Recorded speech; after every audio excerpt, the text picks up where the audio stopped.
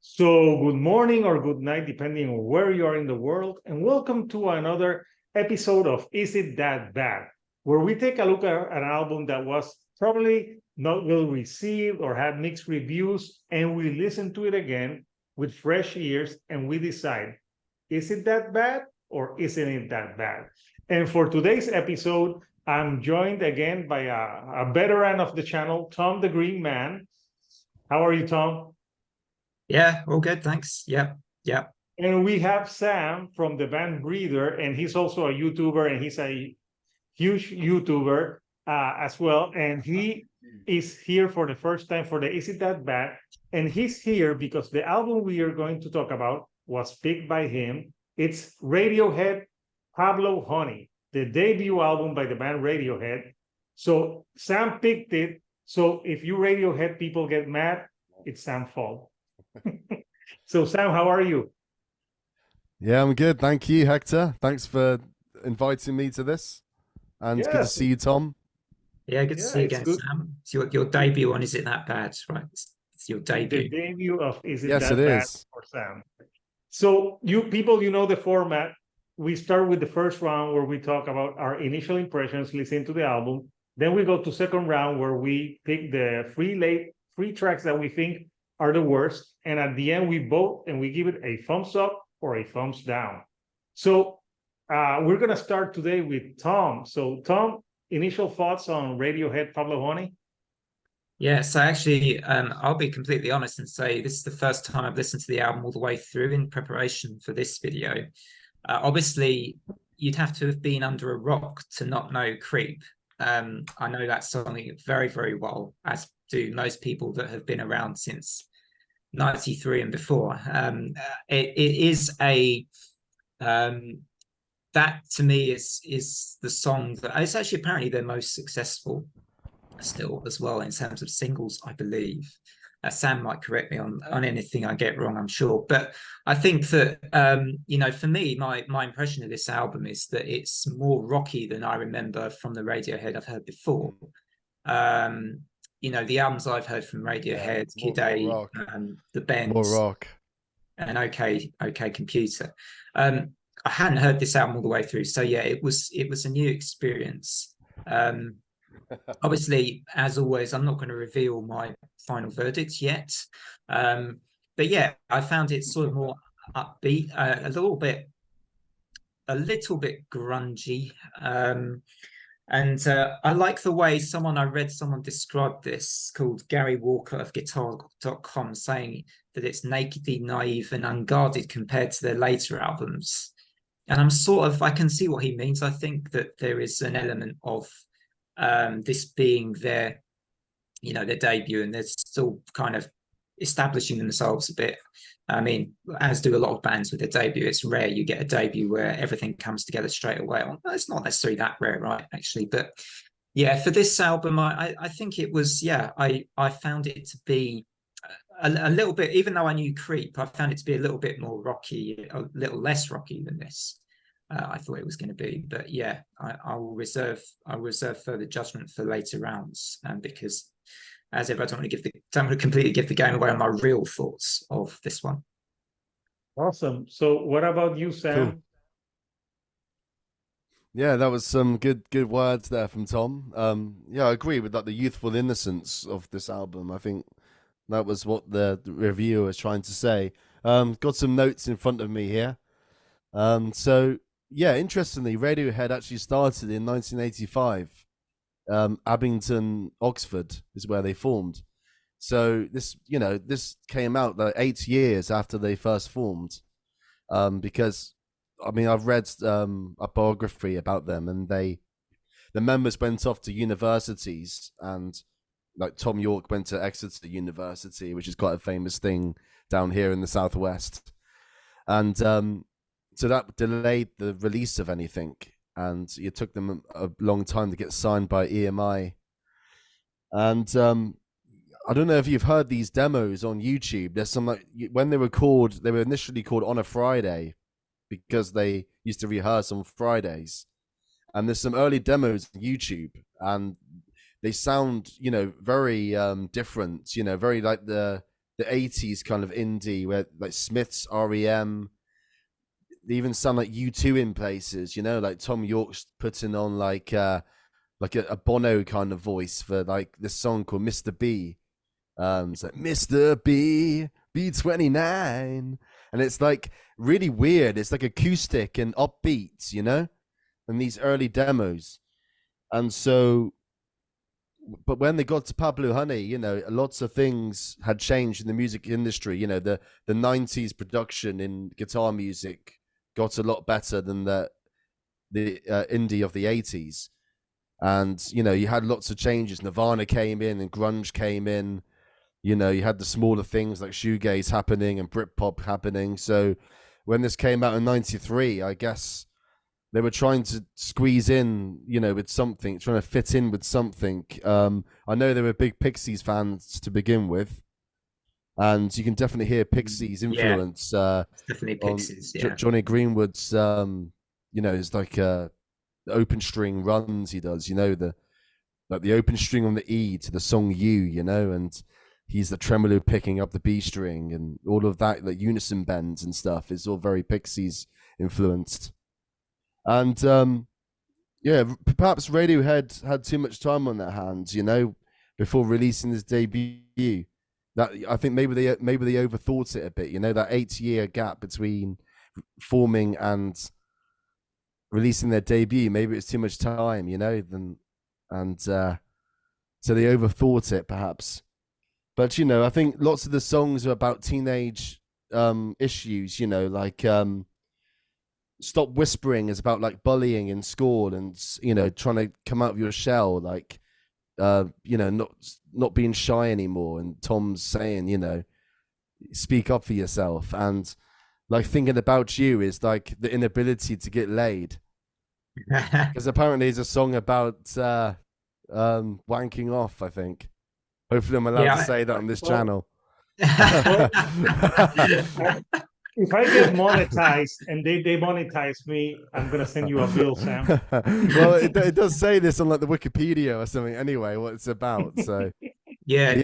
I think some of the lyrics I was thinking, is he talking about what I'm thinking he's talking about? There's a lot of goofiness on this album, definitely, in terms of lyrics. You know, it's amazing how they went from this kind of adolescence, you know, talking about adolescence problems to, you know, talking about AI taking over the world in OK Computer in the space of 4 years. Maybe it makes sense because they matured they so had quickly. wrote this album for so many years. They were adolescents when they wrote it. Yeah, but they were adolescents in 1985, I believe, weren't they? So they must have been mid-20s at least by 93. You know, they were like too old perhaps for what they were singing about. But yeah, well, but anyway, I've seen Tom York. He's got a unique look to him. I'll just say that. Yeah, lots of this business going on. So yeah, I think you're the only one here. I'm trying to do the one eye thing. Yeah, you're the only one here who, yeah, the one eye guy. So you're the only one here who seems to. Did you listen to this when it came out back in the day? No. I'm not old enough for that. I mean, oh yeah. So I need to say, Shoegazer 93, right? Well, that was when I was born. That's the thing about the 93. Yeah. You might have heard it in full. You never know. Just not realized. So yeah, before I end this introduction, I'm just going to say my backstory about how I heard this album first. So I had a friend in school, you know, from 2005 to 2010. And he was a massive Radiohead fan. He knew everything before I even heard like 2 songs. And he sent me by good old MSN Messenger, which is, you know, proper 2000s nostalgia there. Yeah, that's going back. He sent me the files of the Bends and OK Computer because he said they were the 2 easiest albums to start with. And so I heard the Bends first, and then I must have heard Pablo Honey maybe third, or maybe I heard Kid A just before it. But it was a bit later down the line that I heard Pablo Honey. It was around 2010, 2011, something like that. So I'm very familiar with it because I've known it for over a decade now. Awesome. So I thought it was going to be interesting if Sam said this was playing while I was born. I was coming out of the womb and Creep was playing. Yeah, they're trying to say I was a creep, maybe. Wow. The That would have doctors been had a an bit of a interesting morbid story. message there. Yeah. Yeah. So the first time I listened to Radiohead was back in the 90s. I remember they were one of those boss bands on MTV. And they played that Creep song on an MTV Beach House episode, which was really funny because you see everyone like dancing in the beach, really happy, and they're singing this super depressive song about being a creep. It really didn't go with the vibe, but I thought it was a good song. But I gotta be honest, I don't remember when Sam said, "Oh, let's talk about this album." I'm like, and I look at the track listing. I'm like, the only song I remember was "Creep."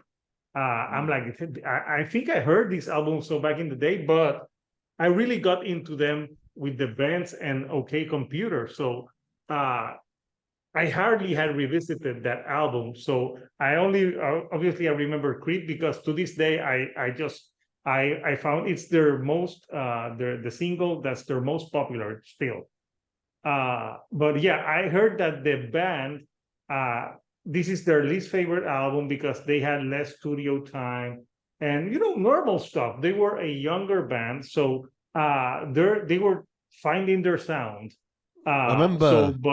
but yeah, so I actually revisited this album in full and really listened to it preparing for this. So like Tom, I would say like, yeah, I really listened to this more like this week and a half that I've been listening to the album more. And besides the Creep single. So now we're going to the second round where we pick tracks that we think are the weakest. So Tom, what three tracks for you are the weakest in this album? Okay. I think one that I decided on quite quickly was Vegetable.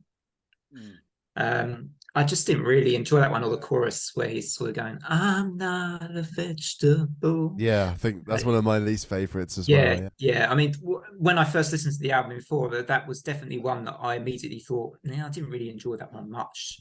And it's actually through replaying the album, I took a little bit of time to decide on the other ones. I don't really. Ripcord was okay, but it's probably one of my least favorite tracks as well. Just didn't really sort of do a lot that made it stand out musically to me or anything. Could be echoing my worst three as Really, well. so far. Quite The similar. next one might be the odd one out, or because it was a single stop whispering. I didn't really. I mean, it was between this one and maybe How Do You, but I chose Stop Whispering, which is actually one that actually does catch on a bit to me, but I just don't really like the style of the song so much. I suppose that one, that rather than it's not necessarily a bad song as such, but it just didn't really stick with me, or it stuck with me a bit. But I didn't really enjoy the style of that track so much. But yeah, otherwise the rest of it, wasn't sort of too bad. But yeah. So Sam, you already spoiled one of yours, but what are your free picks? Yeah, so yeah, it's something that Hector actually said that kind of triggered a memory that I read on Wikipedia about this album. The fact that I think it only took 2 weeks to record this. It was Free. like, was it 3? Okay, you It says saw free. that. Yeah. Okay, yeah. So just shows you, doesn't it? I mean, compared to the Bends, I think that was like months and months of toil and hard work, according to their biography and everything. But yeah, my worst three would be yeah, Vegetable is on there, yeah. But I wouldn't say it's terrible though. I don't think there's anything terrible from this album. But it's not really Okay, what the that message of memorable. "I'm not a vegetable" was. There's the sound. Looking at the lyrics, there might have been some sort of meaning behind it. But So somebody in the YouTube comments said that's is about domestic abuse. I think, yeah, I think it was. that might make sense, actually. Yeah. But yeah, I mean, my other one would be Ripcord as well, which was another one you mentioned. You know, it's quite a good rocker, but that's about it really. It rocks, but it's kind of obvious, and you know, it's the quiet to loud and quiet back again, the grunge kind of format in terms of the song dynamics, but I don't really know what it's about really. It says something about it's inevitable, that your soul destroyed. Something about being Yeah. soul destroyed, and it says something like aeroplanes or something in the second verse, and I don't really get the connection. You know, maybe it's about sort of falling to a certain low or something like that. Mm. But yeah, I don't really get the meaning of that song. It's a bit of a track I normally skip really. And the third one was track 3, the one after Creep, which is How Do You, which is very basic 1976 kind of punk, like Buzzcock style. You know, it's basically do do do do do, like this A chord coming off, do do do do do do do do do do, and then the verse has another like 2 or 3 chords, and that's it basically. And it has this manic outro, you know, where it's got all these samples from like some comedy sketch or something, you know. It's like all these samples, and Johnny Greenwood's doing some like weird stuff and that with the guitars and that. That's yeah, it's just it sort of goes nowhere. Like they run out of ideas. They want to make it as hectic as possible at the end. You know, it's not quite the finesse, is it, of their later works, you know, where they would kind of finish it very nicely and use impressive kind of theory to wrap things up. But you know, it kind of rocks, and if you want that, then it's all really good. And yeah, what else was I gonna say? I would say Radiohead. You know, they've always been a mixture. I think those 3 90s albums, they're a kind of a good mixture of grunge, Britpop, shoegaze, and trip hop. And I think they do well to incorporate all of those kind of 90s alternative styles, but without dipping both feet into them, you know? They managed to not be pigeonholed, and managed to steer away from you know, being fully in one genre, you know? They're like the best of, they're like the ultimate alternative 90s band, where they're just, you know, taking little bits from different places, and yeah. Yeah, they dip their toes in different styles. That's I agree. So I think so. It's time for me and the 3 less favorite songs. So it was hard for me to pick like bad songs on this album, but I would have to agree with Vegetable. But my problem with Vegetable is that it sounds too much like a Weezer song. I don't know if any of you guys know. There was part in the chorus that it sounded like a Weezer song. You know, they were like Buddy Holly or something like that. But I'm like, yeah, this song sounds like Weezer.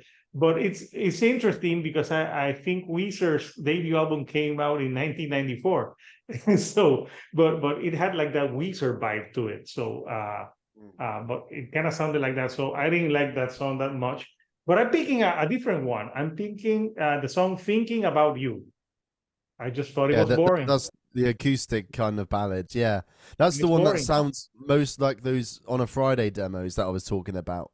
You know, very stripped back, and Tom's got like a different vocal style on it. Yeah, and it's kind of Yeah, it boring. was And right. I quite liked that. yeah, they can do ballads because on the bench they have that great ballad that I just love. Oh my God, what's that? Fake Plastic Trees. So I think that's the problem. I was comparing it to that one. So to me, it was just what the kids today would call basic. So it was a basic song. And the other But one I that I think it's picked, good that it was on there, because yeah, it was a break from all the rockers. it was a break from all the rockers. So the other one that I would say I would pick, I was into, I thought Ripcord, and I thought like How Do You, but essentially I think How Do You sounds more like what you said, Sam, like a straightforward like punk Yeah, song punk, that is fun, but 1976 it really punk. doesn't do anything grandiose. So it's not bad, but it's not great. So yeah, those are my 3 tracks. We all pick Vegetable.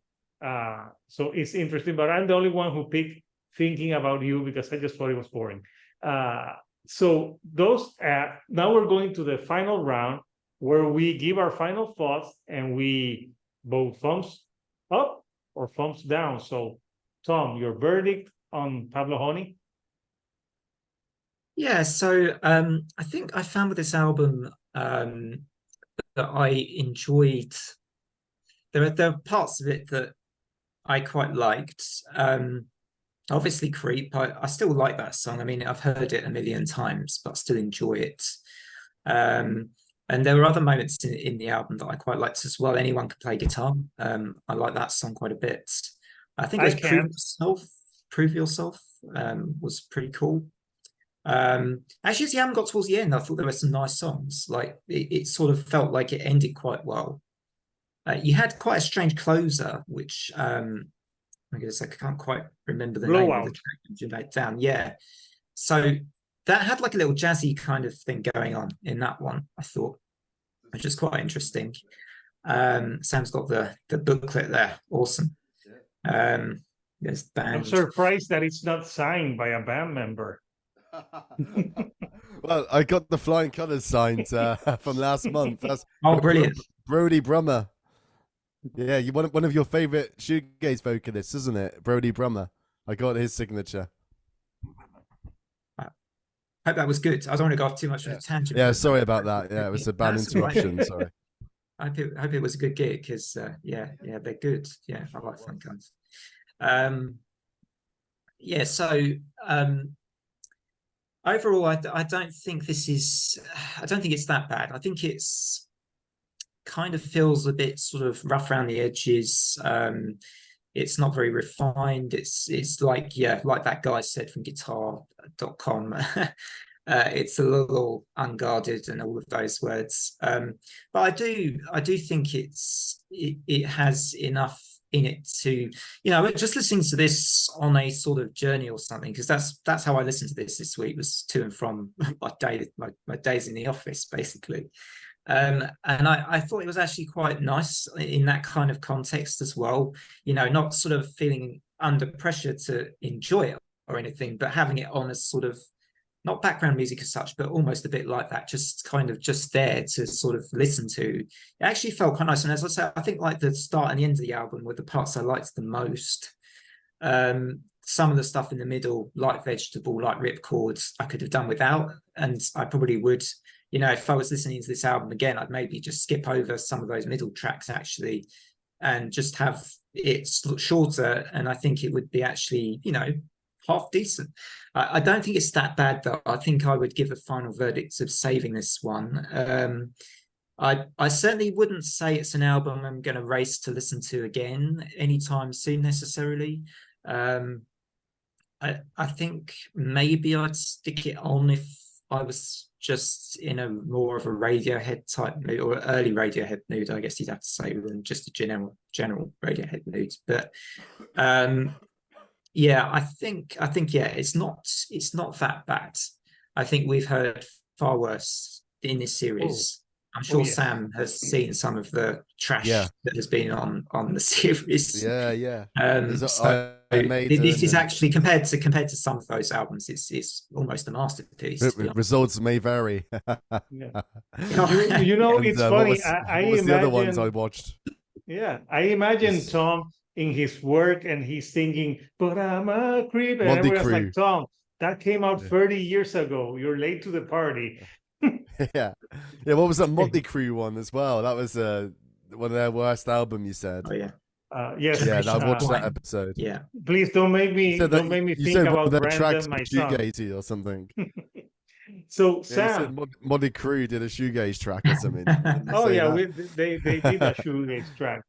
So Sam, what are your this was your pick. So what are your final thoughts on this album? Well, I mean, it might surprise you because I've sort of been trashing it so far. I think I've come across that way, but actually, I dig this, and I think it deserves to be saved. It's a big thumbs up, because I haven't really talked about the tracks that I've liked on it, and I really love You. I like the first track, You. I just think, it's really heavy and on that E chord, and then it goes to the minor. You know, they're already like being clever with theory, you know, because it goes, because I can play this one on guitar. It's like E major and then to minor. So it's like you don't know what key it's in quite. You know, they're borrowing a chord from a different key. And then you've got Ed O'Brien does this like arpeggio. The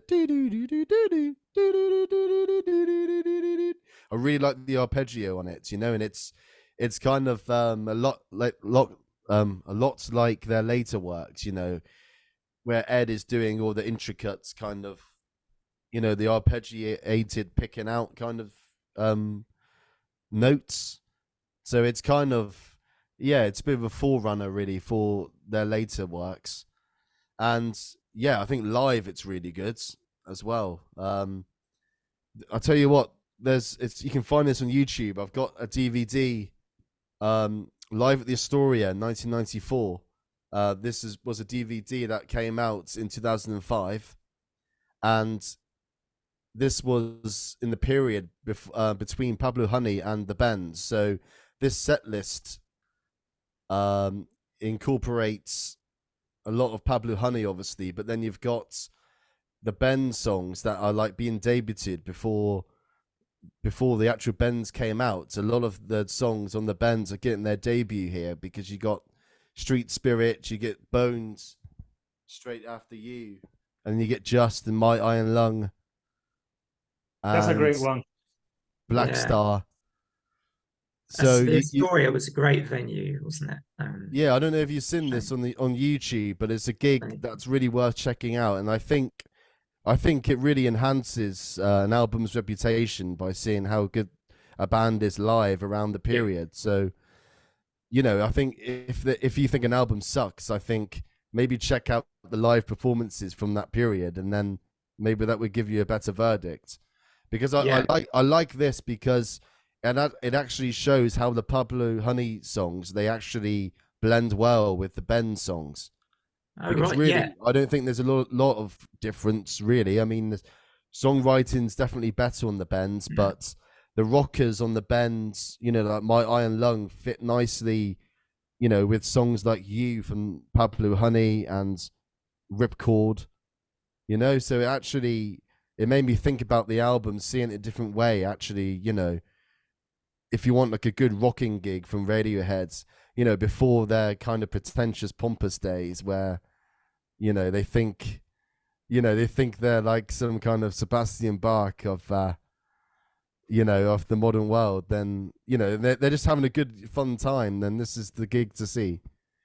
And apparently Johnny Greenwood kept with the tone as well. He, on the Bends, they were thinking about changing his guitar and amp and pedals and everything to like come up with a completely different sound, but he ended up settling with the same equipment that he used on Pablo Honey. So it kind of shows that it's got a good legacy. And, you know, because Johnny kept with the same guitar sound on the Bends and OK Computer and through to the 2000s. So that was one good thing that came out of Pablo Honey, apparently, according to the band. But Johnny found his sound straight away. And also, I think, what else have I got on these notes here? Yeah, so anyway, I really like the album, and my favorite tracks are You and Blowouts. I really loved the last track. I remember Tom saying that you found it weird, but I find it really awesome. You know, the whole outro, I quite liked this like slidey thing the last going track, on. I think I actually quite liked it. That you had the interesting jazzy bits. Yeah. Well, I thought it was quite jazzy at the beginning. Somebody corrected me and said it was like a bossa nova style instead. So I take their word for it. But it's certainly, you know, very different and like Latin, you know. Yeah. And I really, you know, I really like that, and the drums going along with it. You know, it's like a different time signature. And then obviously the crescendo's got the shoegaze aspects. It's got this like reverb with this screechy slide going on, and yeah, that's shoegaze in it. But well, I don't like it just because of that, but it's just a great song. But yeah, I see what you were getting at there. The shoegaze guy has to like this. I'm like, I cannot be a traitor. I cannot be a traitor to any shoegaze adjacent tracks. Yeah. But really good imagine live. if Sam says that he betrays shoegaze, he will lose subscribers. They'll be Ooh, like, "You are not true yes. shoegaze." Yeah, that's it. I start talking about Oasis on my channel, and then like everybody unsubs or something.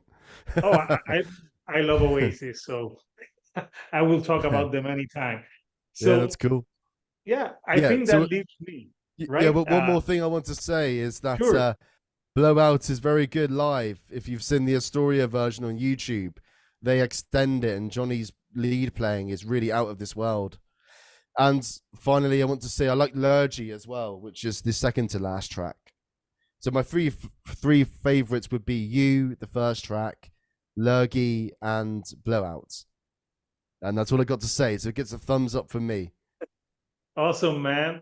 So yeah, that leaves me, and yeah, I give it a thumbs up too. I think the problem that many people will have with this is that they're very used to later Radiohead, like the bands, like they know this album more, or OK Computer, which is a classic album in my opinion, and maybe they criticize this one because In it's to me, Rainbows. yeah, to me it's the sound of a band discovering their sound. So, like Tom said, there's some tracks that I enjoyed that I enjoyed more than others, but there wasn't anything that I was like I disliked. That I was like, oh no, this song sucks. Nothing like that.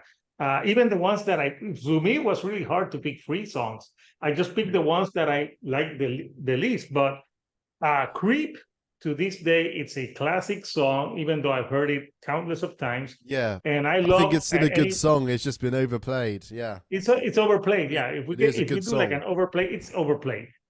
Anyone can play guitar. I thought it was really good as well, and I like Stop Whispering. So yeah, I would say that the other track that I would say I thought it was really good. I think Blowout is a good album closer and Use a good album opener. So yeah, I just think it's an album that maybe some people are hard with it because they're used to like the Radiohead. But maybe and this sound they were just like radio. They haven't gotten their head yet. Oh, that sounds that sounds very bad, but yeah, I think it was just a band that Yeah. was discovering their sound, so that's why maybe it got some mixed reviews. But I think 30 years later, yeah, it's a very solid debut. Would I go and listen to this a lot, like Tom said? I wouldn't, too, because uh,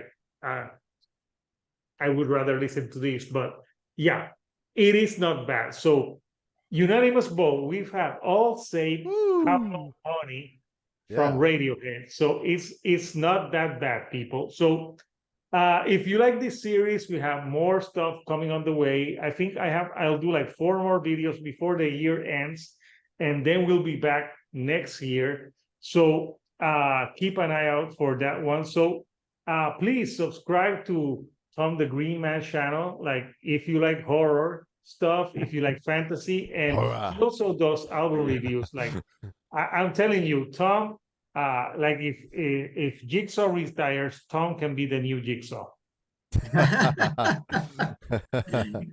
Right. And, Wow. and he'll be like a Jigsaw, but like the mazes would be like try to decipher shoegaze lyrics and metal stuff.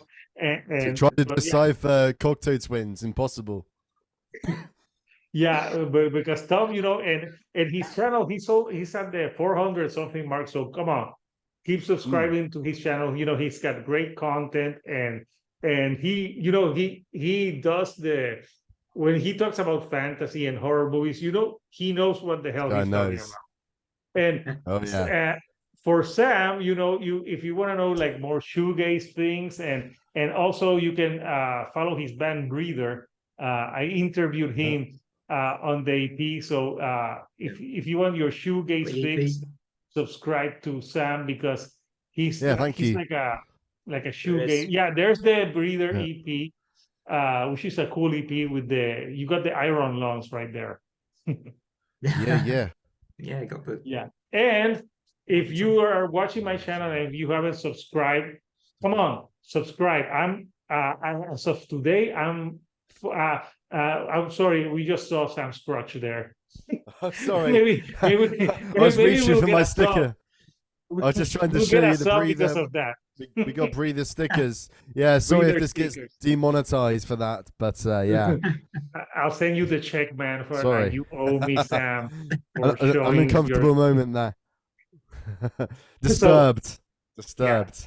we are all disturbed. So if you haven't subscribed to me, I got derailed by Sam's sexiness. So I got 40. I'm like 40 or 40. I'm like 39 1,000. subscribers to 1,000K. Yeah. So please share it with people so I can Yep. get to 1,000 people, and I'm almost there. I want to monetize this because next year I have plans. I'm planning on doing Shield Dude on a Couch merch.